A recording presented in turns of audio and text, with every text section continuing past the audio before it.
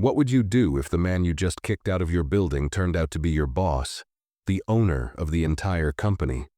A strict security guard, a humble janitor, and a shocking twist no one saw coming.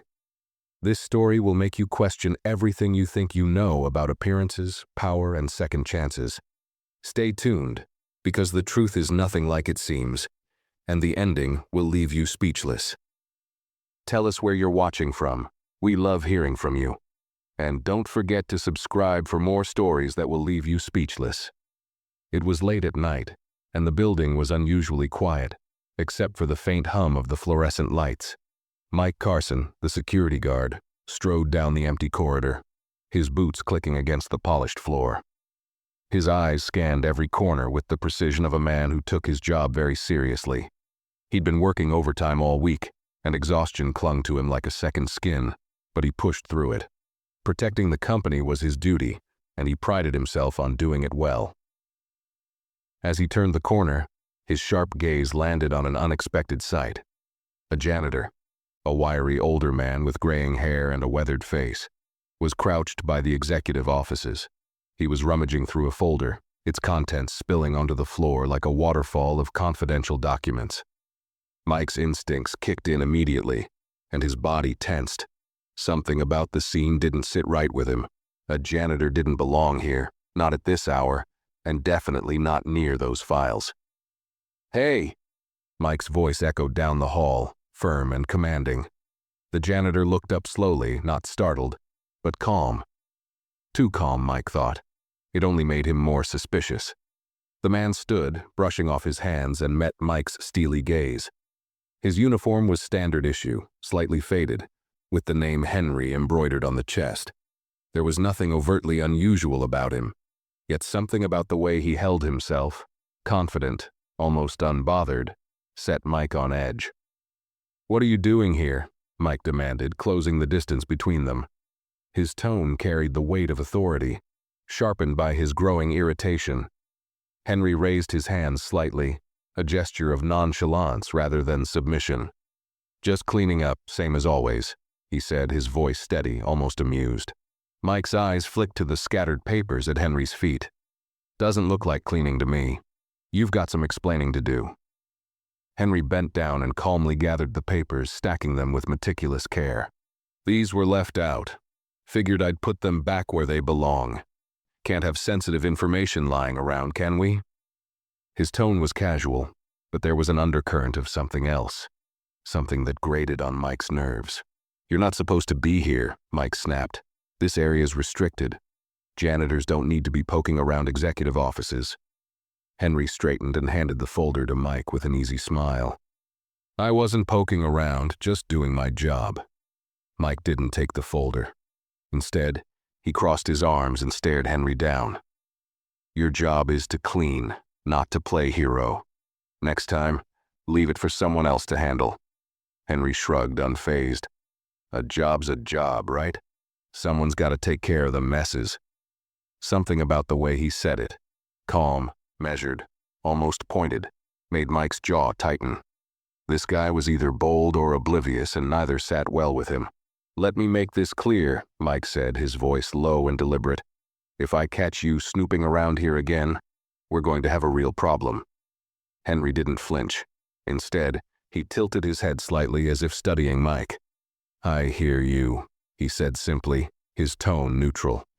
But the faintest hint of a smirk tugged at the corner of his mouth, and it infuriated Mike. "Good," Mike said, stepping back and gesturing toward the elevator. "Now get out of here, and don't let me catch you anywhere near this floor again." Henry didn't argue.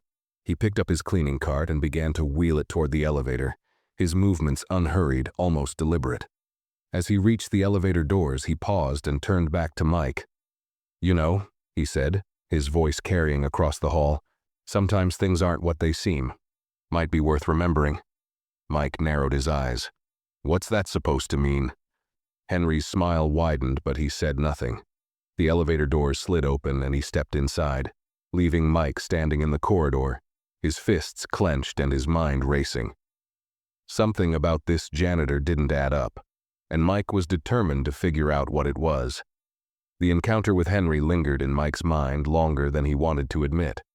By the time he returned to the security office, his nerves were still buzzing, and his gut told him something was off. He replayed the scene in his head, the way Henry had stood there, calm and almost mocking, like he wasn't afraid of being caught. It wasn't the reaction of someone with something to hide, but it wasn't the reaction of an ordinary janitor either. Mike shook his head, trying to brush off the unease. His job was to keep the building safe, and he'd done just that.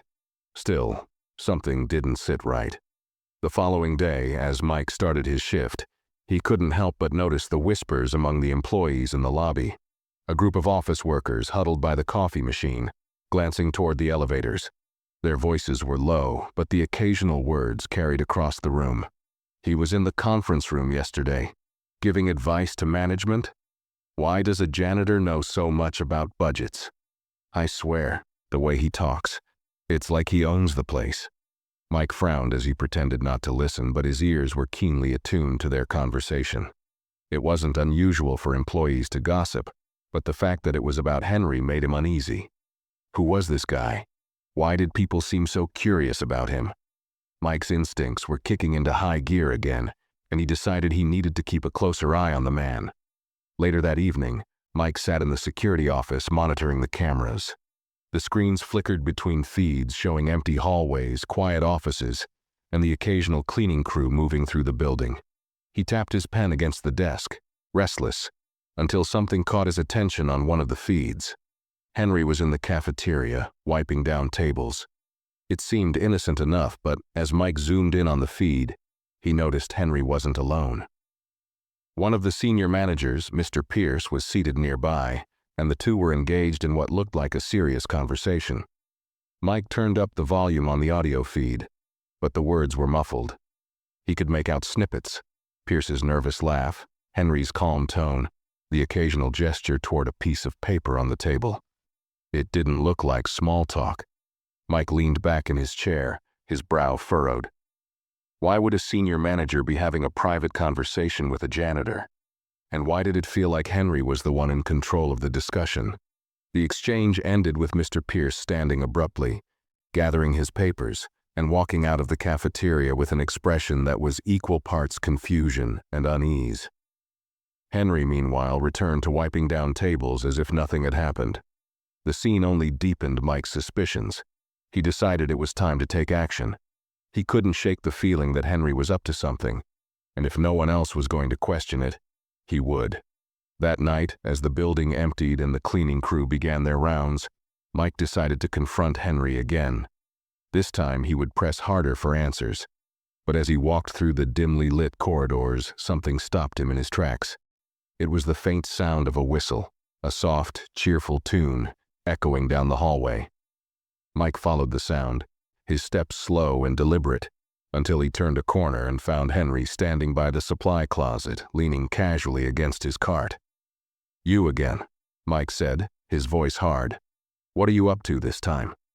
Henry turned his head, his expression unreadable. "Just finishing up for the night," he said, his tone light. Mike stepped closer, his eyes narrowing. "Cut the act. I've seen you talking to managers, wandering into restricted areas, and now you're here, whistling like you haven't got a care in the world. What's your deal?" Henry straightened, his eyes locking with Mike's. For a moment neither of them spoke, and the air between them felt charged. Finally Henry said, "You ask a lot of questions for someone who's supposed to be guarding doors, not opening them." Mike's jaw tightened. "That's funny, coming from a janitor who spends more time poking around than cleaning." Henry smirked, a small, knowing smile that only fueled Mike's frustration. "Maybe you should think about why you're so curious, Carson," he said, his voice calm but laced with an edge. "Sometimes it's not the answers that matter. It's the questions you're too afraid to ask." With that, Henry grabbed his cart and wheeled it down the hallway, leaving Mike standing there, fists clenched and mind racing. The tension gnawed at Mike for the rest of the night. Henry's cryptic remark echoed in his head, rattling around like a puzzle he couldn't solve. What did the janitor mean by the questions you're too afraid to ask? Mike didn't like being toyed with. He didn't like mysteries either, especially ones that made him feel like he was missing something obvious. As the building fell silent and the cleaning crew wrapped up, Mike decided he needed to dig deeper. He sat in the security office, staring at the bank of monitors. The usual feeds showed the night crew leaving, lights dimming, and the building settling into its familiar late-night quiet. But Mike wasn't paying attention to the screens. His focus was on the employee record system on his computer. He typed in Henry Walsh and hit enter. The screen blinked as the system pulled up a sparse profile. Mike frowned. The file was almost too clean, bare-bones details that gave nothing away. Hired 6 months ago. Assigned to general maintenance, no prior infractions. The attached photo was a standard employee headshot, but even that struck Mike as odd. Henry looked too composed, too polished. There was none of the weariness or resignation you'd expect from someone in a janitor's role. Mike leaned back in his chair, frustrated. For someone who'd been in the building for half a year, Henry left surprisingly little behind. No notes from supervisors, no flagged incidents, nothing. It was like he'd slipped through the cracks, or worse, like he'd been planted there intentionally. The thought sent a chill down Mike's spine. Was this guy a corporate spy? An undercover investigator? His thoughts were interrupted by the soft ping of his radio. It was Karen, his supervisor. "Mike, everything good down there? You've been quiet tonight." Mike hesitated, his hand hovering over the radio. He didn't want to raise alarms without evidence, but Karen's voice carried an edge of curiosity, almost like she already knew something was off. Finally, he responded, "Everything's fine. Just keeping an eye on things." Karen paused before replying, "All right. Let me know if anything unusual comes up." Mike set the radio down, but Karen's words added another layer to his unease. Did she suspect something too? Or was she just fishing for information? He decided not to overthink it and focused back on the monitors. Hours passed and the building grew darker and stiller. Mike was about to call it a night when something on one of the screens caught his attention. It was Henry again. He was in the executive wing, walking slowly, his cart nowhere in sight. Mike zoomed in on the feed. Henry wasn't cleaning. He was standing outside one of the offices, his head tilted as if he were listening to something inside. Then, without hesitation, he reached into his pocket, pulled out a key card and slid it into the reader. The door clicked open and Henry disappeared inside. Mike's heart kicked into overdrive. A janitor with a key card for an executive office? That wasn't just unusual. It was against every protocol in the building. He grabbed his flashlight and hurried out of the office, adrenaline coursing through his veins. This was it. He was finally going to catch Henry in the act. As Mike approached the executive wing, the building felt eerily quiet. His footsteps echoed in the long hallway, and every creak and groan of the old infrastructure seemed magnified. When he reached the door Henry had entered, he hesitated. What would he find on the other side? Was Henry just nosy, or was this something bigger? Mike took a deep breath and pushed the door open. Inside, the room was dark, illuminated only by the glow of a computer screen. Henry stood at the desk, his back to Mike, completely unfazed by the intrusion. Mike's flashlight beam cut through the shadows, landing squarely on Henry. "Step away from the desk," Mike barked, his voice echoing in the enclosed space. "Now!" Henry didn't move. Instead, he reached down and calmly closed the laptop in front of him. Then he turned around, his face lit by the faint blue glow of the screen. For the first time, Mike saw something different in his expression. The playful smirk was gone, replaced by something colder, sharper. "Relax, Carson," Henry said evenly. "I'm just finishing up." Mike's hand tightened on the flashlight. "I don't know what game you're playing, but it ends now. Who are you really, and what are you doing here?" Henry stepped away from the desk, his hands in his pockets. He studied Mike for a moment, then said, "You wouldn't believe me if I told you." "Try me," Mike snapped. Henry chuckled softly, but there was no humor in it. "All right, Carson, since you're so eager to know. Let's just say I've been cleaning up more than dust and coffee stains around here." He gestured to the desk, where a few papers lay scattered. "But you wouldn't understand that, would you?" You're too busy chasing shadows to see the bigger picture. Mike's jaw tightened. What bigger picture? Henry tilted his head, as if weighing whether or not to answer. Then he stepped closer, his voice dropping to a near whisper. The kind that makes you question everything you think you know about this place, and about yourself. Before Mike could respond, Henry walked past him, his footsteps measured and unhurried. As he reached the door, he glanced back and added, "You should really think about why you're so afraid of the answers, Carson. Might save you some trouble." And with that, he was gone, leaving Mike standing in the dark, his mind spinning with questions he couldn't begin to answer. Mike stood in the office, his flashlight beam trembling slightly as it illuminated the desk Henry had been working at moments ago. His heart was racing and his mind churned with unease. What did Henry mean by cleaning up more than dust? What bigger picture was he talking about? Mike's eyes landed on the scattered papers Henry had left behind.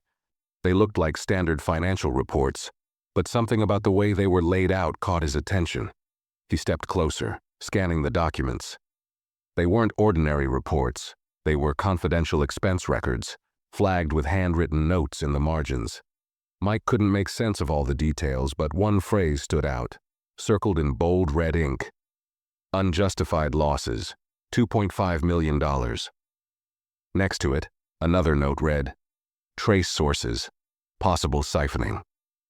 Mike's stomach dropped. Siphoning? Was someone stealing from the company? And why was Henry the one tracking it? His grip on the flashlight tightened as he stepped back from the desk, his pulse pounding in his ears. None of this made sense. Henry was just a janitor, or at least he was supposed to be.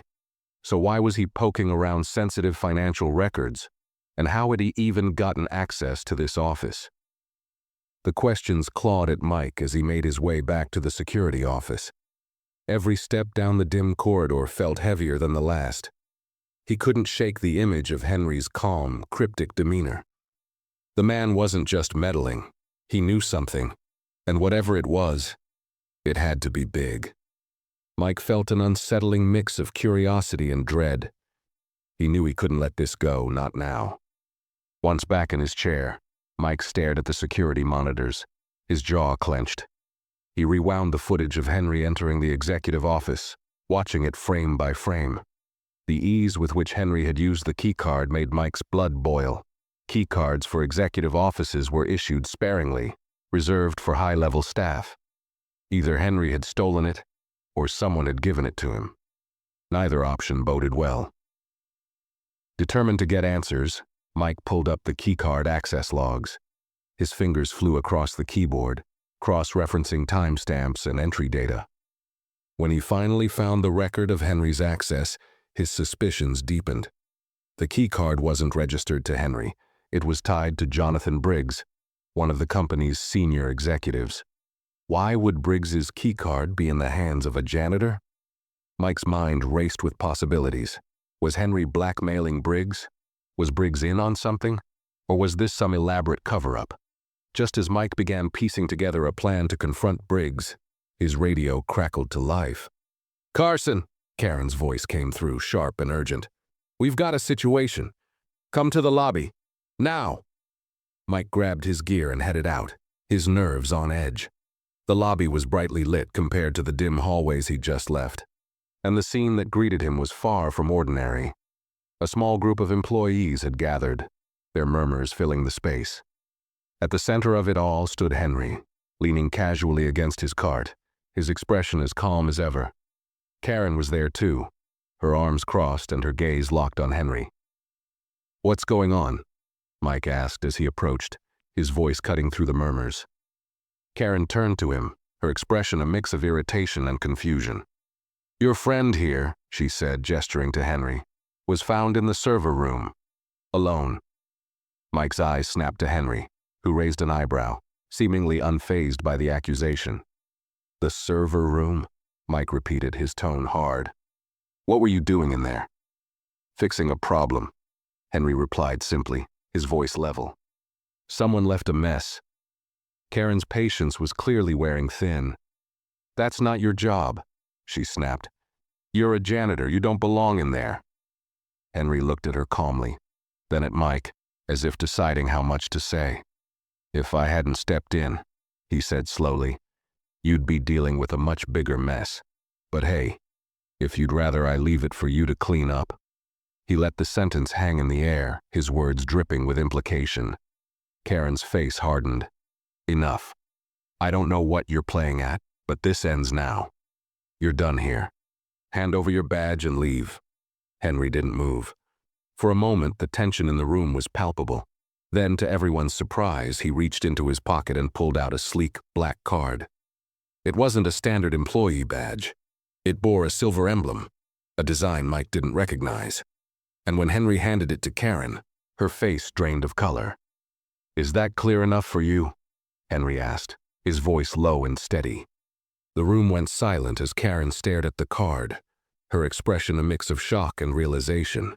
She didn't say another word, and Henry turned back to Mike, giving him a faint, knowing smile before wheeling his cart toward the elevator. Mike stood frozen, his mind reeling. Whatever that card was, it had silenced Karen instantly. It was clear now that Henry wasn't just a janitor, and Mike's gut told him the truth was something far bigger than he'd imagined. Mike couldn't shake the image of Karen's face as she stared at the black card Henry had handed her.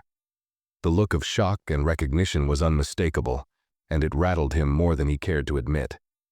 As the elevator doors closed behind Henry, the group of employees in the lobby began to disperse, their hushed whispers a mix of confusion and speculation. Karen, however, remained rooted to the spot, her knuckles white as she gripped the card. What was that about? Mike asked, stepping closer to her. His voice was low, but there was no hiding the edge of urgency in his tone. Karen didn't answer right away. She stared at the card for a long moment, as if weighing how much to say. Finally, she slipped it into her pocket and met Mike's gaze. That's above your pay grade, she said curtly. Focus on your job, Carson. Above my pay grade? Mike shot back, his frustration bubbling over. Karen, he's a janitor. Or at least that's what we're supposed to believe. What the hell is going on? Who is he? Karen hesitated, her lips pressing into a thin line. Drop it, Mike. Trust me on this one. Just drop it. She turned on her heel and walked away, leaving Mike standing in the middle of the lobby, his fists clenched at his sides. For a moment he considered letting it go, but the idea of dropping it was laughable. Everything about this situation felt wrong. Henry's calm demeanor, his access to restricted areas, the mysterious card, and now Karen's uncharacteristic reaction.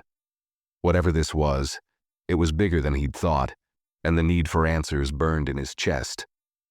Mike returned to his security office, his mind racing. He pulled up the footage of the server room, rewinding to the moment Henry had been caught. On the screen, Henry entered the room without hesitation, moving with the ease of someone who belonged there. He didn't waste any time, heading straight to one of the server towers and plugging in a small device. Mike zoomed in on the grainy footage, squinting at the screen. The device looked like a USB stick, but it wasn't standard equipment.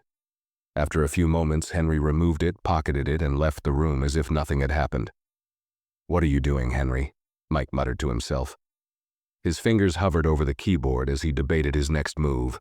He could escalate this, call Karen back, or report it to upper management. But something told him he wouldn't get the answers he wanted that way. Karen had already stonewalled him, and Henry was too slippery to corner without proof. If Mike wanted the truth, he'd have to get it himself. The thought of confronting Henry again made his stomach churn, but he knew it was the only way forward. This time, he wouldn't let the man walk away with another cryptic remark. He needed real answers, and he wasn't leaving until he got them. The opportunity came sooner than expected. As Mike reviewed the footage, a motion alert popped up on one of the monitors. He clicked on the feed and saw Henry in the parking garage standing next to an unassuming gray sedan. The man wasn't moving like someone heading home for the night. He was leaning against the car, scrolling through his phone, as if waiting for something, or someone. Mike didn't hesitate. He grabbed his flashlight and headed for the parking garage, his footsteps echoing against the concrete walls. The air was damp and cold, the kind of chill that seemed to seep into your bones. When he rounded the corner and spotted Henry, the janitor looked up, his expression neutral, as if he'd been expecting him. "Carson," Henry said casually, slipping his phone into his pocket. "Couldn't stay away, huh?" Mike stopped a few feet away, planting himself firmly between Henry and the elevator. "We're done with the games, Henry. You're going to tell me what's going on. Now." Henry tilted his head slightly, his calm exterior unbroken. "What exactly do you think is going on?" he asked, his tone almost playful. "Don't play dumb," Mike shot back. "I saw you in the server room. I saw what you did. And that card you showed Karen, what is it? Who are you really?" For the first time, Henry's expression shifted. His easy smile faded and his gaze hardened. He stepped closer, his voice dropping to a low, deliberate tone. "You're asking questions you don't want the answers to, Carson." Mike stood his ground. "Try me." Henry studied him for a long moment, his eyes unreadable. Then he let out a small sigh, almost as if he pitied him. "All right," he said. "You've earned a little piece of the truth. But just a piece." He reached into his pocket and pulled out the black card again, holding it up so Mike could see. "This," he said, "isn't just a card. It's a key, a very special kind of key, and it gets me into places you can't even begin to imagine." Mike frowned, his frustration mounting. "That doesn't tell me anything."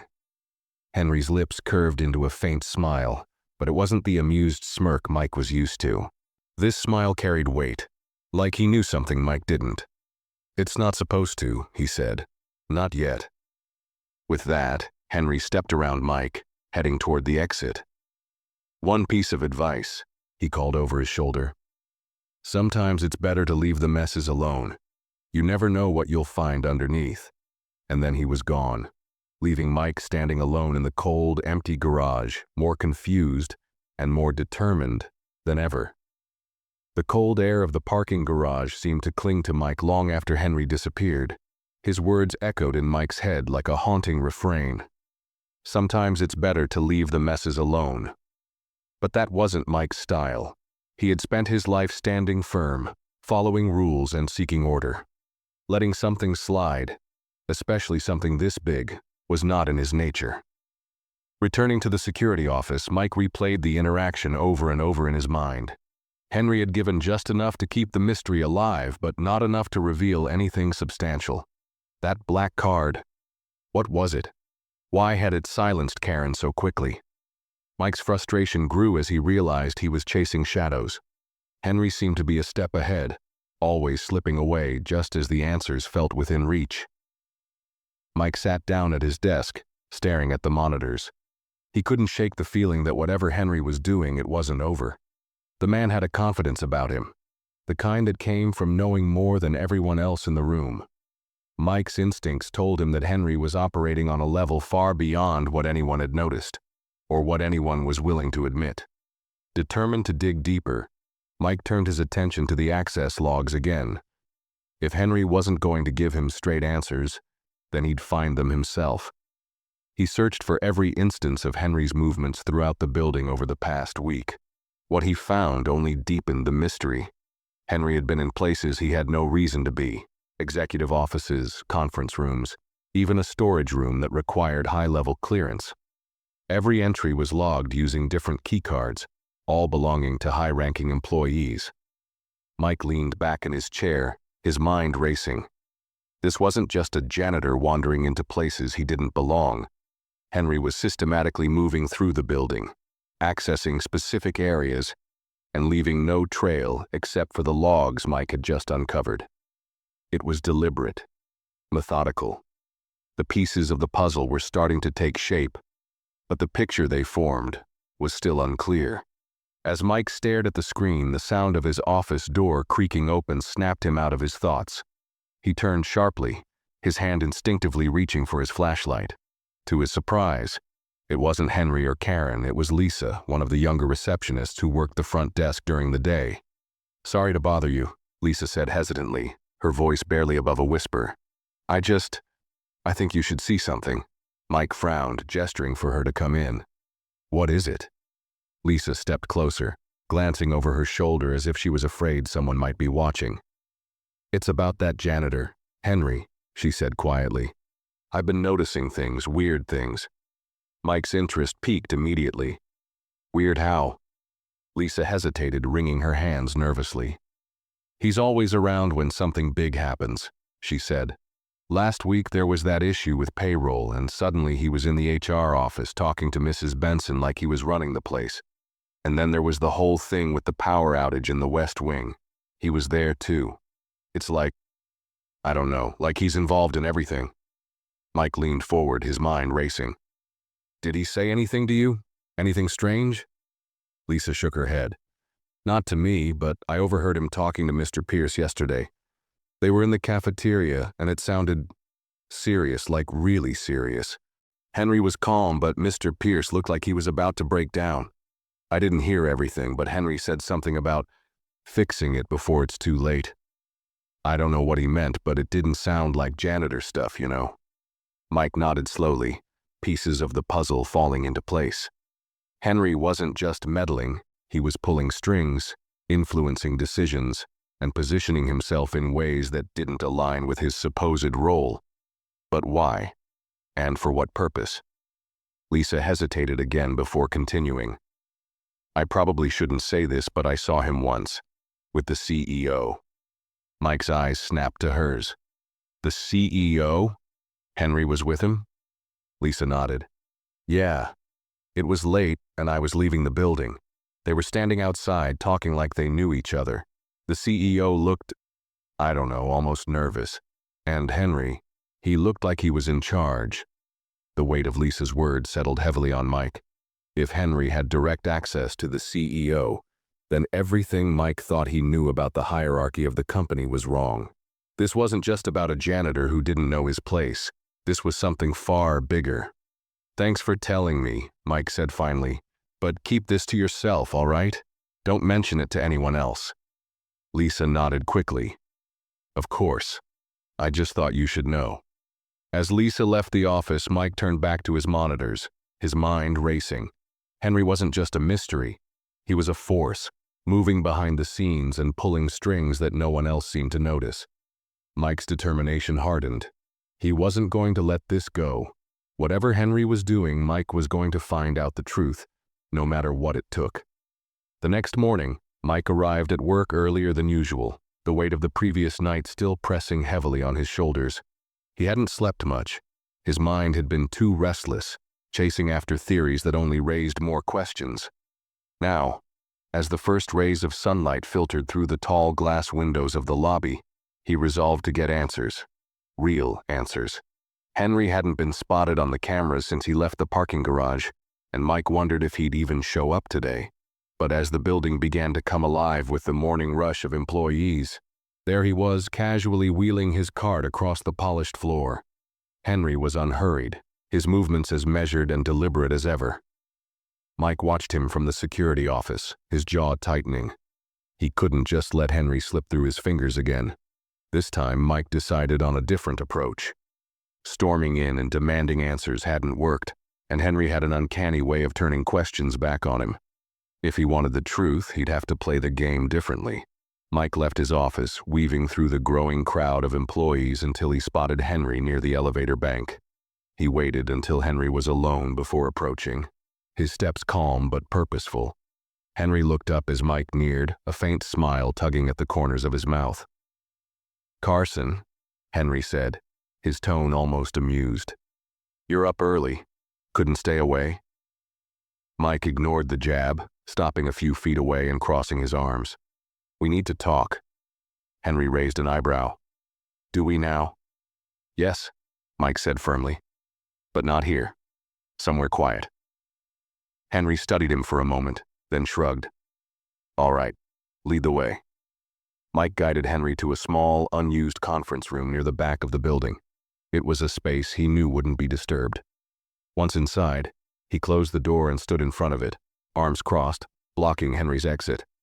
Henry, for his part, didn't seem fazed. He leaned casually against the table, his hands resting lightly on the edge. "All right, Carson," Henry said, his tone light. "Let's hear it. What's on your mind?" Mike didn't waste any time. "You're not just a janitor.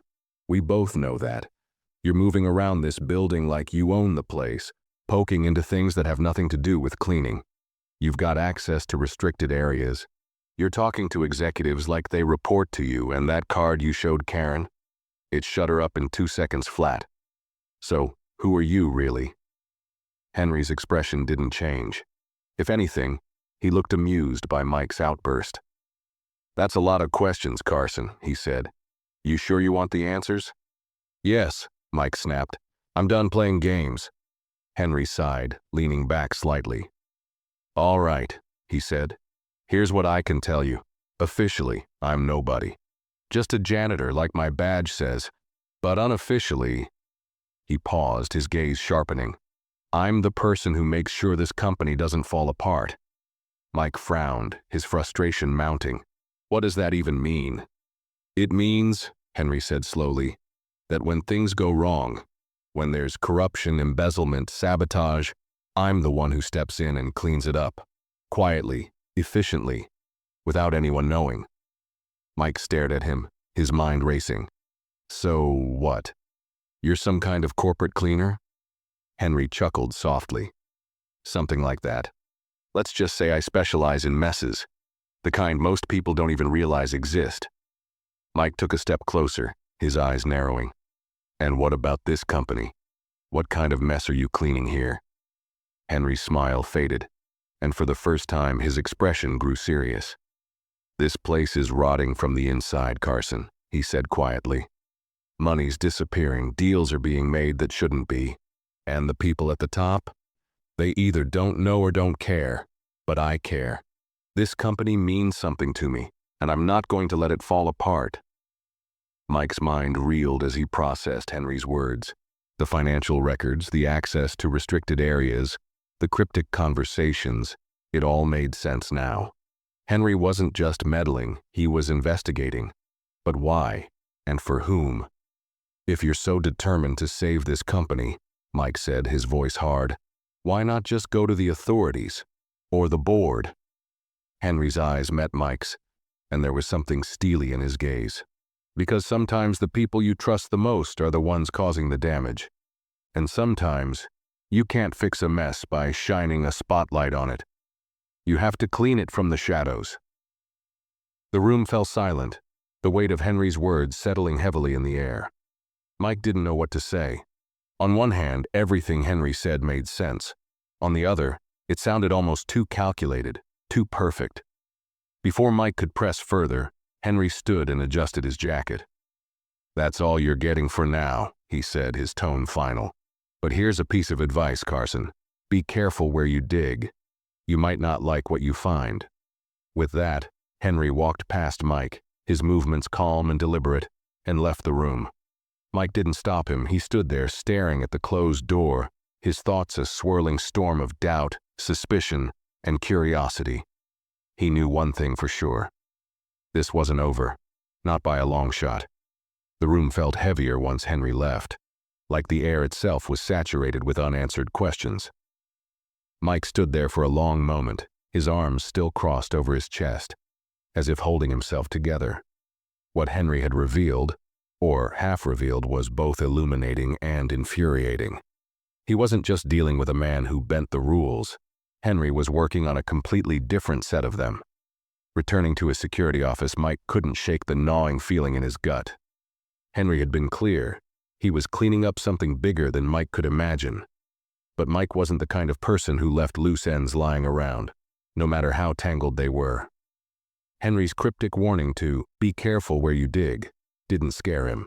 If anything, it only strengthened his resolve.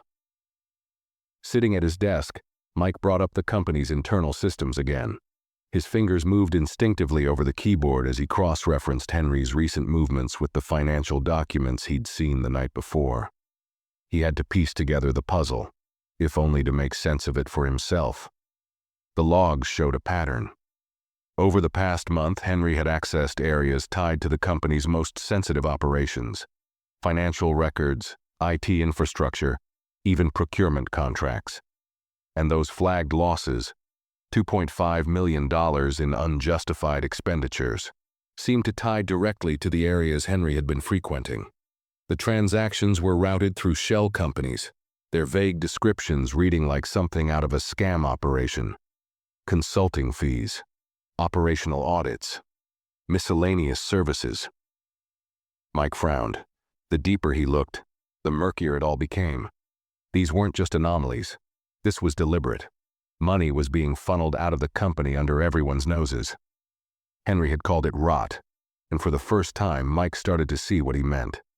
Suddenly, Mike's radio crackled to life. "Carson," Karen's voice came through, sharp and tense. "We've got another incident. Executive floor, corner office, get up there now." Mike grabbed his flashlight and rushed out of the office, adrenaline kicking in. As he rode the elevator to the executive floor, he braced himself for whatever he was about to find. When the doors slid open, he was met with chaos. Karen was already there, standing outside one of the largest offices, her face pale and her arms crossed tightly. Inside, the room was a mess. Papers were scattered across the desk, drawers hung open, and the faint smell of burnt plastic lingered in the air. Mike's eyes scanned the scene, landing on the source of the smell. A melted USB drive, its charred remains still stuck in the computer's port. "What happened?" Mike asked, stepping into the room. His voice carried a tone of urgency, but Karen didn't immediately answer. "It looks like someone broke in," she said finally. Her voice clipped. Or maybe they didn't have to. Whoever was here knew what they were doing. Mike approached the desk, examining the wreckage. The computer was frozen on a blue error screen, its files inaccessible. Whoever had been here had covered their tracks well. But Mike's gut told him this wasn't random. This was deliberate, and it had Henry's fingerprints all over it. "Security footage?" Mike asked, already anticipating Karen's answer. "Nothing," she said grimly. "The cameras on this floor went offline for about 15 minutes. Long enough for this to happen." Mike's jaw tightened. "What about access logs?" Karen shook her head. "Already checked. The door wasn't locked, so there's no record of who came in." Mike took a step back, scanning the room. Henry's warning played in his head again. "Be careful where you dig." It was almost as if the man had known this was going to happen. And yet, as much as Mike wanted to pin this on Henry, there was no evidence to prove it, at least not yet. Karen turned to him, her expression unreadable. "This is above both of us, Carson," she said quietly. "Corporate's going to have a field day with this." Mike wanted to argue, to demand more answers, but he knew Karen was right. The deeper this went, the less control they had. Still, that didn't mean Mike was giving up.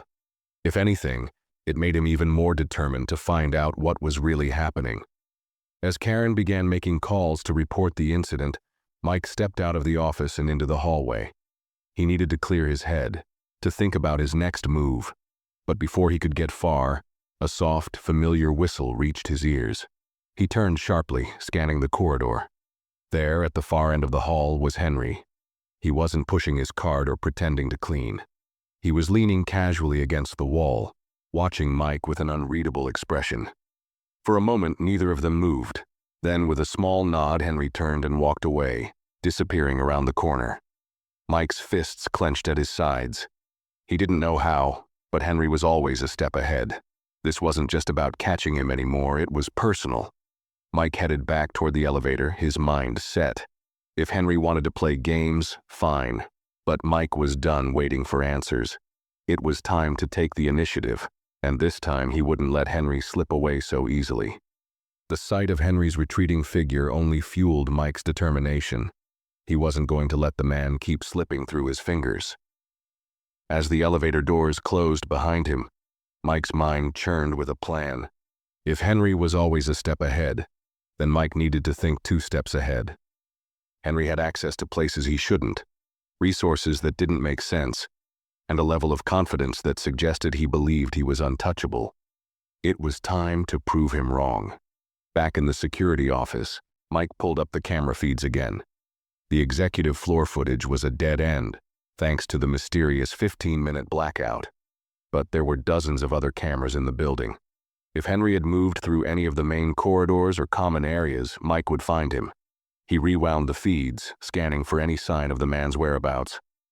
Finally, he spotted him, Henry was on the lower level, near the storage and supply rooms, his cart conspicuously absent. He was pacing slowly, checking his surroundings with the calculated ease of someone who didn't expect to be caught. Mike zoomed in on the footage. Henry wasn't heading for the supply room itself. Instead, he disappeared into an unmarked door tucked into a shadowy corner. Mike frowned. He'd worked this building for years and thought he knew every inch of it, but he couldn't recall ever noticing that door before. Curiosity burned in his chest as he jotted down the location and left the office. He moved quickly, his boots echoing in the quiet hallways.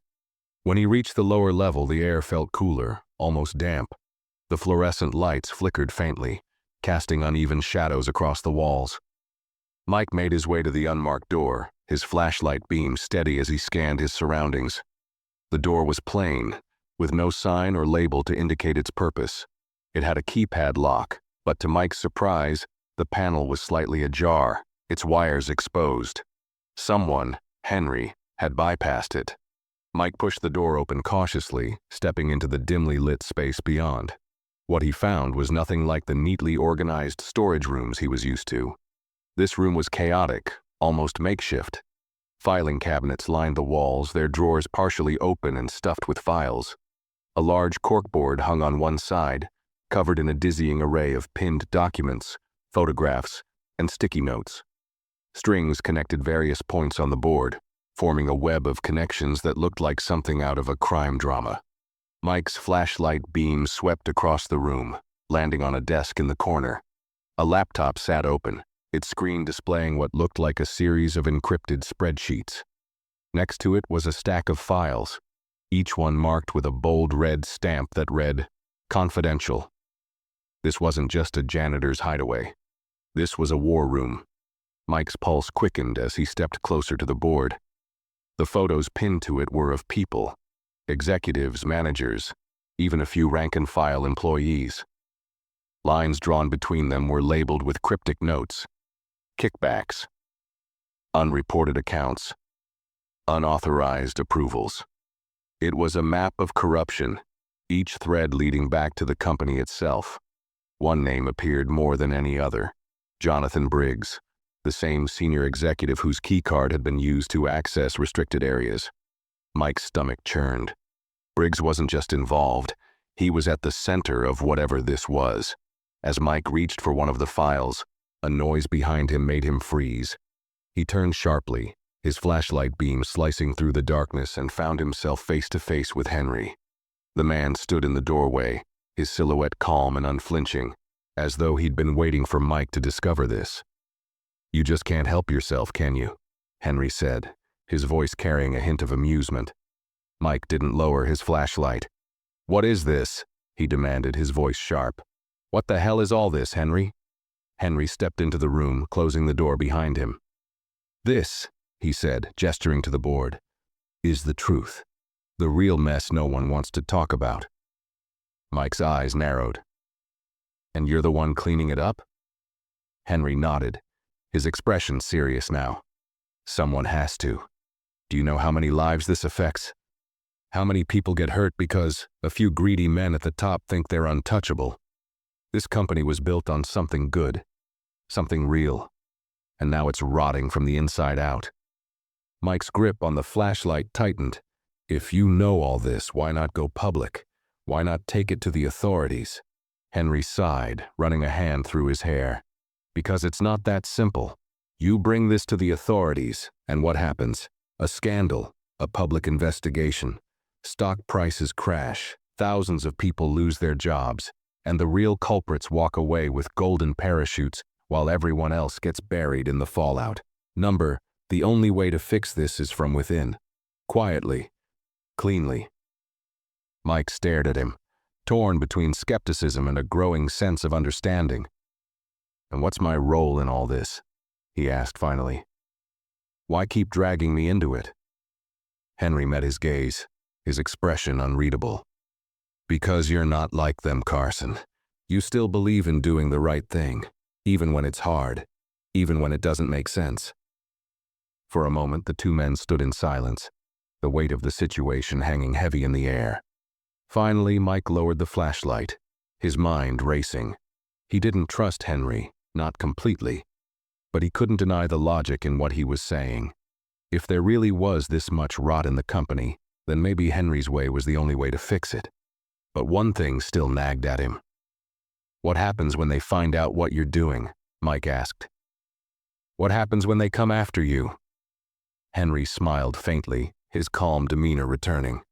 "They won't, because by the time they realize what's happening, it'll already be done." Mike didn't know whether to be impressed or alarmed, but one thing was clear.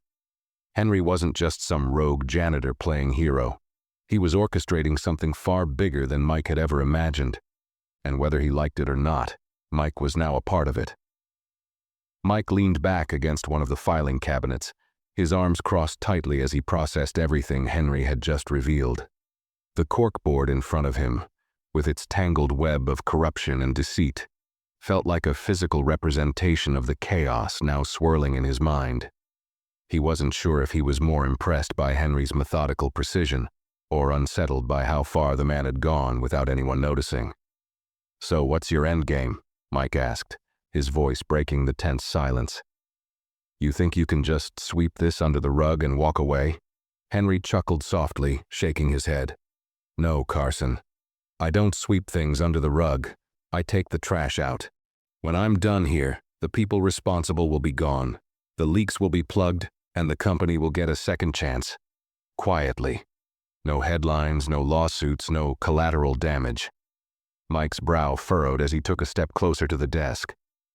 "And what about you? You can't expect me to believe you're doing this out of the goodness of your heart. What's in it for you?" For the first time, Henry hesitated. His calm, confident demeanor flickered, just for a moment, before he leaned against the desk and folded his arms. "Let's just say I have a personal stake in this," he said quietly. "This company, it's not just another paycheck to me. It's something I built, something I care about." Mike's eyes narrowed. "You built it? What's that supposed to mean?" Henry's gaze locked onto his and the room seemed to grow quieter, the air heavier. "I'm the founder," he said simply. Mike froze, his breath catching in his chest. "What?" he managed, his voice barely more than a whisper. Henry straightened, his expression calm but firm. "I started this company 20 years ago. Back then it was just me, a small team, and an idea we believed in. We built something good, something that mattered. But over time I lost control. The board pushed me out. The investors wanted more, and before I knew it, the company I created wasn't mine anymore. I stepped back, watched it grow from the shadows, and waited." Mike's heart raced as he tried to reconcile the man standing in front of him with the janitor he'd dismissed as unimportant. "Waited for what?" he asked. Henry's lips curved into a faint, almost bittersweet smile. "Waited for the right moment to take it back, to make things right." Mike shook his head, struggling to process the revelation.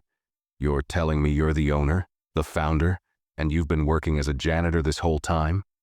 Henry shrugged. "People underestimate you when they think you're invisible.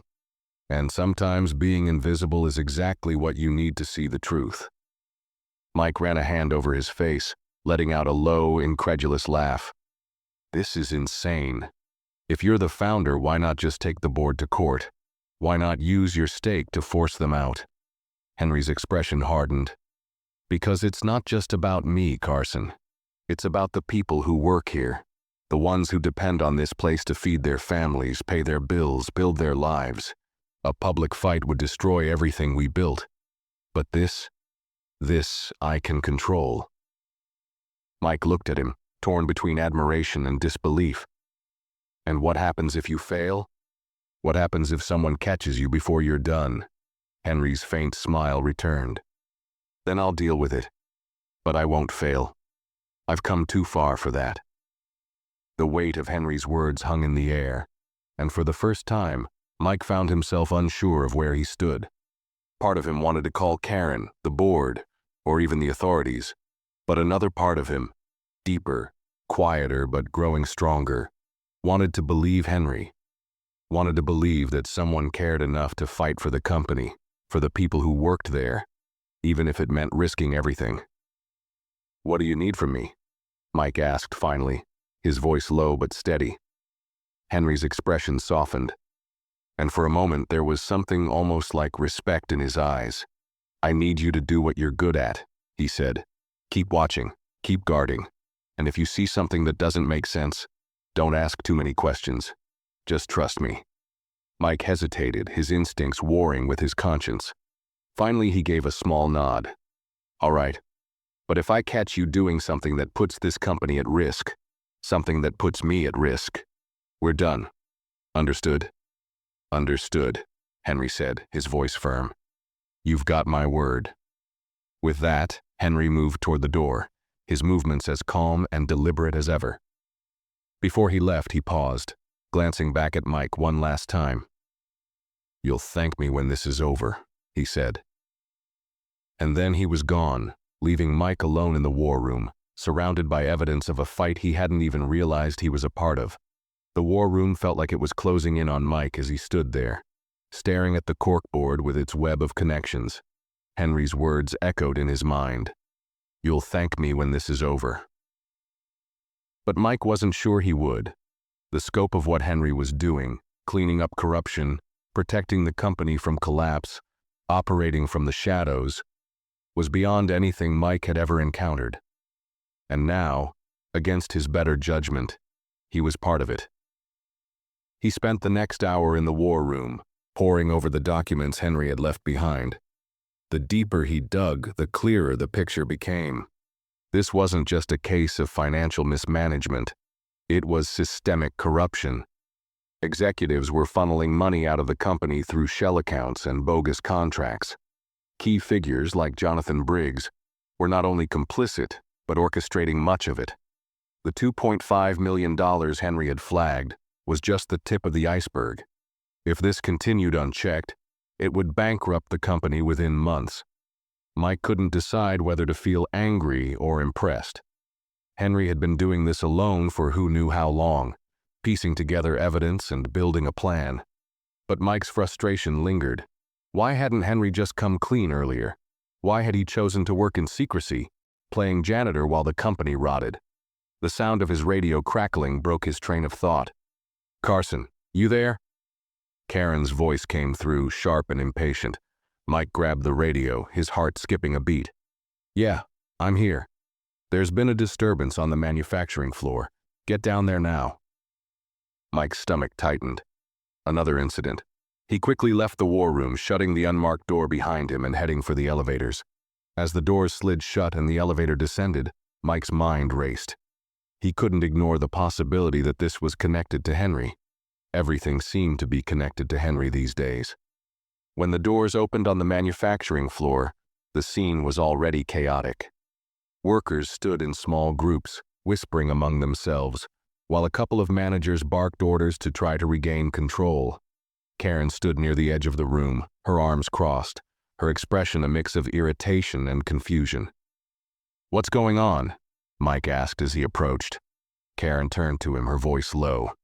"Someone triggered an alarm near the inventory control systems. By the time we got here, whoever it was had already cleared out." Mike frowned. "Security footage?" Karen shook her head. "Cameras went offline for about 10 minutes, again. Whoever's doing this knows how to cover their tracks." Mike glanced toward the inventory system. It was a secure station, requiring a key card for access, and its proximity to the manufacturing floor made it a high-risk area for theft or sabotage. He scanned the room, his eyes darting between the faces of employees and managers. None of them looked particularly suspicious, but Mike knew better than to take things at face value. "Any idea what they were after?" he asked. Karen gestured toward a manager, who stepped forward hesitantly. "We haven't done a full inventory yet," the man said, his voice nervous. "But it looks like someone accessed the records for material orders. It's strange. They didn't take anything physical, but they downloaded files from the system." Mike's jaw tightened. Files. This wasn't random. Whoever had done this, Henry or someone else, wasn't after money or equipment. They were gathering information. But for what purpose? "I'll look into it," Mike said, already formulating a plan. Make sure no one leaves until we've reviewed everything. Karen gave him a sharp nod, but her eyes lingered on him, as if she suspected he knew more than he was letting on. Mike didn't have time to dwell on it. He moved toward the inventory station, his instincts on high alert. The logs would tell him everything he needed to know. Accessing the system, he found exactly what he expected. A key card had been used to access the files during the blackout. The card belonged to Jonathan Briggs. Again, Mike felt his frustration bubble over. Briggs wasn't just involved. He was at the center of everything. But if Henry's theory was right, Briggs wasn't working alone. There were others, and Mike had no idea how far the corruption went. As he reviewed the logs, a new thought struck him. If Briggs's card had been used, did that mean Briggs himself was here, or was someone else using his credentials? And if it was someone else, how had they gotten their hands on it? Mike's gaze flicked to the manufacturing floor, where workers were still gathered in uneasy clusters. Was the culprit standing right in front of him, hiding in plain sight? Or was Henry behind this, pulling strings again to further his plan? Mike couldn't shake the feeling that Henry knew more about this incident than he'd ever admit. Before he could follow the trail further, Mike's phone buzzed in his pocket. He pulled it out and saw an unfamiliar number on the screen. Hesitating for only a moment, he answered. "Carson," a familiar voice said on the other end. It was Henry. Mike's grip on the phone tightened. "What do you want?" "Relax," Henry said calmly. "I just thought you'd want to know. You're getting closer." Mike's eyes darted around the room, searching for any sign of Henry. "You were here, weren't you? On the manufacturing floor?" Henry chuckled softly. "I'm always where I need to be, Carson. You should know that by now." "Cut the cryptic act," Mike snapped. "If you've got something to say it." "All right," Henry said, his tone shifting to something more serious. "You're right about Briggs. He's the linchpin. But he's not the only one. You want to stop this? Start looking at the contracts he's approved. That's where the real story is." The line went dead before Mike could respond, leaving him standing there with more questions than answers. But this time he wasn't going to let Henry stay ahead. The chase was on, and Mike was determined to uncover the truth, no matter how deep it went. Mike lowered the phone slowly, his mind racing. Henry's words hung in the air. "Start looking at the contracts he's approved. That's where the real story is."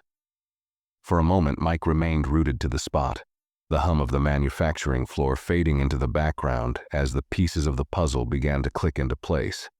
If Henry was right, and Mike's instincts told him he was, then the contracts were the key to exposing whatever was rotting this company from the inside. He moved quickly, brushing past Karen, who raised an eyebrow as he headed for the elevators. "Where are you going?" she asked, her tone sharp. "To do my job," Mike replied, stepping into the elevator before she could press him further. As the doors closed, he keyed in his access to the administrative floor. The elevator hummed softly as it climbed, but Mike's thoughts were anything but calm. He'd spent years keeping this building safe, but for the first time he realized just how deep the threats went. Not from outside, but from within. When the elevator doors opened, the administrative floor was quiet, the offices dimly lit in the early evening. Most employees had already gone home, leaving the space eerily still. Mike headed straight for the records room, his steps quick and deliberate. He knew he didn't have much time. If someone realized what he was looking for, they'd shut him down before he got close to the truth. The records room was a sterile space, its walls lined with metal filing cabinets and rows of computers. Mike sat at one of the terminals and began searching through the company's contract database. His fingers flew across the keyboard as he typed in Jonathan Briggs's name, filtering the results by approval history. A long list of contracts appeared on the screen, their summaries and statuses stretching down the page. At first glance, nothing seemed unusual. Most were standard procurement deals, vendor agreements, and project budgets. But as Mike scrolled further, a pattern began to emerge. Certain contracts were flagged with vague descriptions like special services or consultation fees. The amounts attached to these contracts were massive, hundreds of thousands of dollars each, with no clear explanation of what they were for. Mike's heart pounded as he opened one of the flagged contracts. It was a single-page document, its language deliberately vague. The vendor listed wasn't a recognizable name, just a shell company with an address that traced back to an offshore account.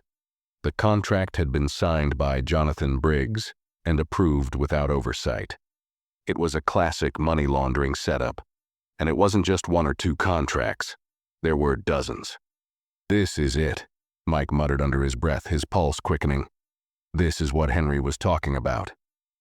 He downloaded copies of the contracts onto a flash drive, knowing that he'd need evidence if he wanted to take this any further. As he worked, the hair on the back of his neck prickled. He paused, glancing over his shoulder. The room was empty, but the feeling of being watched lingered. Shaking it off, Mike returned to the screen and continued his search. Just as he was about to pull up the next batch of records, the room's lights flickered, plunging the space into momentary darkness. When they came back on, the computer screen had gone black, a blinking cursor mocking him in the center of the screen. "What the?" Mike muttered, hitting the keyboard. Nothing happened. The system had been remotely locked. Before he could react further, the sound of the door opening made him freeze. He turned sharply, his hand instinctively going to his flashlight. Standing in the doorway was Jonathan Briggs himself. Briggs' face was unreadable, his sharp suit immaculate as always. He stepped into the room, his movements calm but deliberate. "Working late, Carson?" he asked, his voice smooth and measured. Mike didn't lower his guard. "Just doing my job," he said, his tone cautious. Briggs nodded slowly, his eyes drifting to the flash drive in Mike's hand. "I see that, but it seems like you've been poking around in places you don't belong." Mike's grip on the drive tightened. "If you've got nothing to hide, then you've got nothing to worry about." Briggs chuckled softly, but there was no humor in it. "You think you've figured it all out, don't you? You think a few contracts and some numbers on a screen tell the whole story?" "They tell enough," Mike shot back. "You're siphoning money out of this company, Briggs, and I've got the proof right here." Briggs's expression darkened, and for the first time Mike saw the mask slip. "You don't understand what you're dealing with, Carson," he said, his voice low and cold. "This is bigger than you, bigger than me. You think you're a hero, but all you're doing is putting yourself in harm's way." Mike took a step closer, his jaw set. "Is that a threat?" Briggs smiled faintly, but there was no warmth in it. "It's a warning. Walk away while you still can." Before Mike could respond, the door opened again, and another figure stepped inside. It was Henry. The tension in the room spiked as Henry stepped between the two men, his calm demeanor contrasting sharply with the storm brewing in Briggs's eyes. "That's enough," Henry said, his voice firm. Briggs turned to him, his expression twisting into a sneer. "Of course, the janitor. I should have known you were behind this." Henry didn't flinch. "You've been getting away with this for too long, Briggs. It's over." Briggs laughed bitterly. "You think you can stop this? You think you can stop me? You don't even have the authority to—" "I built this company," Henry interrupted, his voice rising just enough to silence Briggs. "And I'm not letting you destroy it." Briggs froze, his eyes narrowing. For a moment, the room was silent, the weight of Henry's revelation hanging heavy in the air. Mike stood between them, his pulse pounding. He knew he was standing at the edge of something huge, and there was no turning back now. Whatever happened next would change everything. The air in the room felt electric, charged with tension so thick it seemed to press down on Mike's chest. Briggs and Henry stood a few feet apart, their gazes locked in a silent battle of wills. Mike shifted his stance, gripping the flash drive tightly as his eyes darted between them. He could feel the weight of the moment, the truth teetering on the edge, ready to come crashing down. Briggs broke the silence first, his voice dripping with contempt. "You're delusional, Henry. This company outgrew you years ago. You think you're some kind of savior, but you're just a relic clinging to a dream that doesn't exist anymore." Henry didn't flinch. "That's where you're wrong. This company was built on principles, on people who believed in something greater than greed. You turned it into your personal piggy bank, and I let it happen. But not anymore." Mike watched as Briggs's expression twisted into something darker, more calculating. You think you can expose me and walk away unscathed? You're not just risking yourself, Henry. If you do this, you'll take the whole company down with you. Henry's jaw tightened, but his voice remained calm. That's what you don't get, Briggs. I've already fixed the damage you've done. The money's traced, the shell companies are exposed, and the board knows everything. You don't hold the cards anymore, I do. Briggs's confidence faltered for the first time. His eyes flicked to Mike, then back to Henry. You're bluffing. Henry pulled a phone from his pocket and tapped the screen a few times before holding it up. On the display was a live video feed of the company's boardroom. The directors were seated around the table, watching as a presenter displayed financial documents and audit trails, evidence of Briggs's corruption.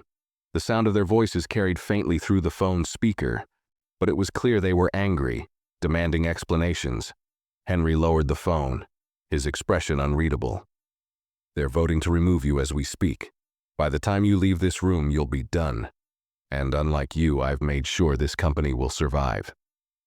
Briggs's face turned pale, his composure crumbling. You don't understand. This isn't just about me. There are people backing this, powerful people. If I go down, they'll come for you. Henry stepped closer, his voice low and steady. Let them come. I'm not afraid of them. I've been cleaning up messes like you my whole life. Briggs opened his mouth to respond, but no words came out. He looked at Mike, desperation flickering in his eyes. You don't have to go along with this, Carson. Think about your job, your family. Walk away now, and you'll be safe. Mike stared at him for a long moment, weighing the choice before him. But as he thought about everything he'd seen, Henry's quiet resolve, the corruption Briggs had tried to bury, the lives that would have been destroyed if it had all gone unchecked, he knew there was only one answer. I'm not walking away, Mike said, his voice firm. Not this time. Briggs' shoulders sagged, and he let out a bitter laugh. You're making a mistake. No, Henry said quietly. You did. As if on cue, the door opened behind them, and two men in suits entered the room. They moved with practiced efficiency, flanking Briggs and placing a firm hand on each of his shoulders. It's over, Briggs, one of them said. You're coming with us. Briggs struggled briefly, but it was futile. As the men escorted him out, he threw one last glance over his shoulder, his eyes burning with hatred. This isn't the end, Henry, he snarled. You have no idea what you've started. Henry didn't respond. He stood silently, watching as Briggs disappeared down the hallway. When the door closed, the tension in the room seemed to lift, leaving a heavy, exhausted silence in its wake. Mike let out a long breath, his grip on the flash drive finally relaxing. He turned to Henry, who was staring at the corkboard, his expression unreadable. You really did it, Mike said after a moment, his voice filled with a mix of disbelief and respect. You took him down? Henry gave a small nod, but there was no triumph in his eyes. One mess at a time, he said quietly. There's always another one waiting. Mike frowned. What happens now? To you, to the company? Henry turned to him, his face softening. The company will recover. The board will clean up the rest of the mess, and I'll make sure it stays on track. As for me... He paused, his gaze drifting back to the corkboard. I'll move on. There's always another mess to clean. Mike felt a pang of something. Respect, admiration, maybe even gratitude. He stepped forward, extending the flash drive to Henry. Here, you'll probably need this. Henry shook his head. Keep it. Consider it your insurance policy. Mike hesitated, then pocketed the drive. So that's it, huh? You disappear and I go back to pretending this never happened? Henry smiled faintly. Not exactly. You've seen how things really work now, Carson. Use that. Be the guy who watches the door, but also the one who asks the right questions. For the first time, Mike understood. Henry wasn't just cleaning up the mess. He was passing the torch. With a final nod, Henry stepped toward the door, his movements as deliberate and calm as ever. Henry, Mike called, stopping him just before he left. Why me? Why bring me into this? Henry turned, his expression thoughtful. Because I saw something in you, Carson. You care about the right things, even when it's hard. People like you are rare." With that, he walked out, leaving Mike alone in the room. The sound of his footsteps faded into silence, and for a moment Mike just stood there, staring at the web of evidence on the corkboard. Finally, he turned and left, the flash drive in his pocket feeling heavier than it should. As he walked back to his office, he felt a strange sense of clarity. He didn't know what the future held, but one thing was certain. He wasn't just a guy who guarded doors anymore. He was someone who had seen the truth, and there was no going back. As the doors to the company's future closed behind Henry, Mike stood still, reflecting on everything he had learned. The janitor who wasn't really a janitor, the corruption hidden behind suits and smiles, and the quiet resolve of a man determined to restore what was broken. It all left a mark on him. For years, Mike had believed that protecting the building meant enforcing rules and keeping people out. But now he realized the truth. The real threats often came from within, disguised in plain sight. Henry's parting words echoed in his mind. Be the one who asks the right questions. It wasn't just about guarding doors. It was about guarding integrity, standing up for what's right, and seeing people for who they truly are, not just their titles. Mike returned to his office, the flash drive a weighty reminder of his newfound responsibility. He wasn't just protecting a company anymore, he was protecting the people who depended on it. Henry had taught him a lesson he'd never forget. Sometimes the mess you're cleaning isn't just about fixing the surface, it's about rebuilding the foundation. Enjoyed the story? Hit the subscribe button and leave a comment below. What would you have done in Mike's shoes? Let us know your thoughts.